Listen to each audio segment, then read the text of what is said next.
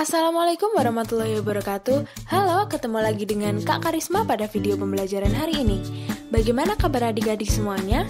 Kakak harap adik-adik semuanya sehat dan dapat mengikuti pembelajaran daring hari ini dengan baik. Hari ini kita akan belajar bahasa Indonesia. Ada beberapa hal yang akan kakak jelaskan di video ini. Yuk kita belajar bareng. Yang pertama, ada huruf kapital pada nama orang. Adik-adik pasti sudah tidak asing lagi dengan huruf kapital yang digunakan di awalan nama orang. Nama orang harus ditulis dengan huruf kapital. Tidak perlu di depan atau di belakang atau di tengah, setiap ada nama orang pasti digunakan huruf kapital.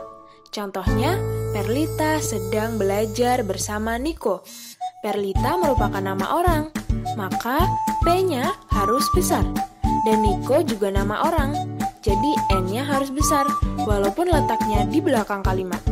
Yang kedua ada pukul 06.00 pagi, Devi sudah bersiap-siap berangkat ke sekolah. Nah, di sini ada nama orang, yaitu Devi.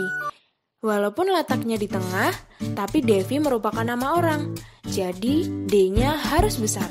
Yang ketiga ada namaku Naufal. Ayahku bernama Henry dan ibuku bernama Sani. Naufal merupakan nama orang, jadi E-nya besar. Dan ayahku bernama Henry. Henry merupakan nama orang, maka H-nya besar. Dan ibuku bernama Sani, jadi S-nya besar. Kesimpulannya, setiap ada nama orang di depan, di tengah maupun di belakang kalimat harus menggunakan huruf kapital ya. Diingat-ingat, nama orang harus menggunakan huruf kapital. Yang kedua ada aturan penggunaan tanda titik. Tanda titik digunakan untuk mengakhiri kalimat. Adik-adik mungkin sudah tidak asing lagi jika tanda titik digunakan untuk mengakhiri kalimat. Selain untuk mengakhiri kalimat, tanda titik itu juga digunakan untuk memisahkan angka yang menunjukkan waktu. Wah, gimana tuh ya? Contohnya seperti ini. Michelle dan Aini mengerjakan PR bersama. Mereka mulai mengerjakan PR pukul 14.00 sampai pukul 16.00. Jadi, tanda titik digunakan untuk memisahkan jam dan menit.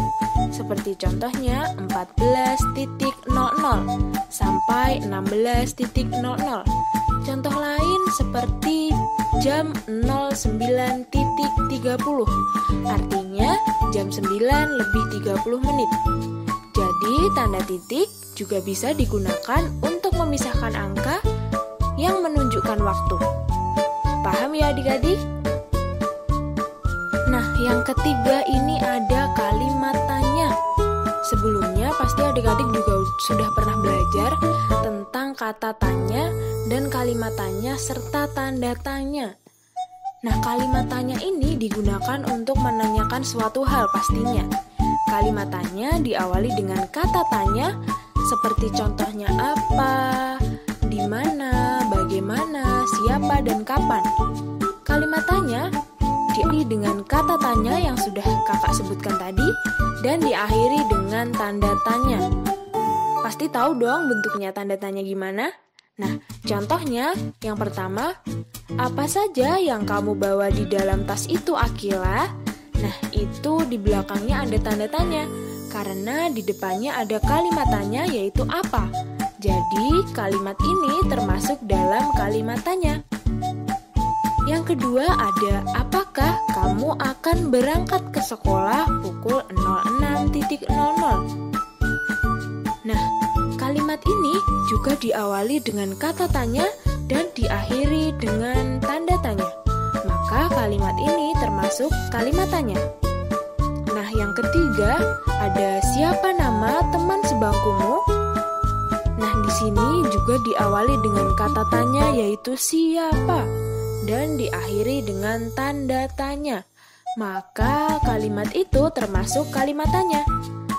Jadi kesimpulannya, kalimat tanya itu adalah kalimat yang diawali dengan kata tanya dan diakhiri dengan tanda tanya.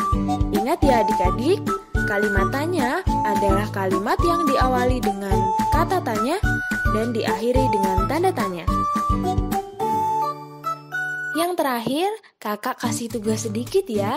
Nah ini tugasnya, tulis kembali di buku masing-masing cerita di bawah ini dengan benar. Jadi tugas adik-adik adalah mengkoreksi kata dan kalimat yang salah, tanda bacanya maupun huruf kapitalnya, seperti yang sudah kakak jelaskan di video sebelumnya. Silahkan di pause ya untuk mencatatnya. Semangat semuanya, kalian anak-anak yang hebat. Cukup sekian video pembelajaran dari kakak. Bila kakak ada salah, kakak mohon maaf. Semoga adik-adik paham dan mengerti ya. Terima kasih. Wassalamualaikum warahmatullahi wabarakatuh.